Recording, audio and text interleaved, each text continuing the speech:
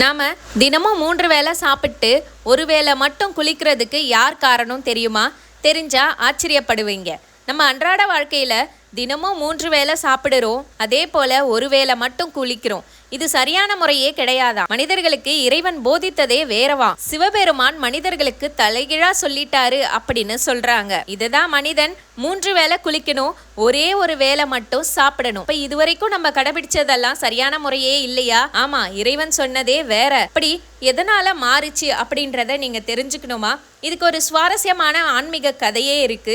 சிவபெருமான் சொன்னது வேற, நாம கடைபிடிக்கிறது வேற. சிவபெருமான் அப்படி நம்மளுக்கு என்ன போதனை செஞ்சாரு? இப்ப இதனால் வரைக்கும் நம்மளுடைய மூதாதையர்கள் கடைபிடிச்சது தவறா அப்படின்னு கேட்டிங்கன்னா, இந்த கதையை பார்த்தா உங்க எல்லா கேள்விகளுக்கும் பதில் தெரியும்னு நினைக்கிறேன். இந்த வீடியோவை லைக் பண்ணுங்க, ஷேர் பண்ணுங்க. இந்த வீடியோவோட ஃபுல் வீடியோ லிங்க் டைட்டிலுக்கு மேலே ரிலேட்டட் வீடியோவில் வரும். மறக்காம போய் செக் பண்ணுங்க.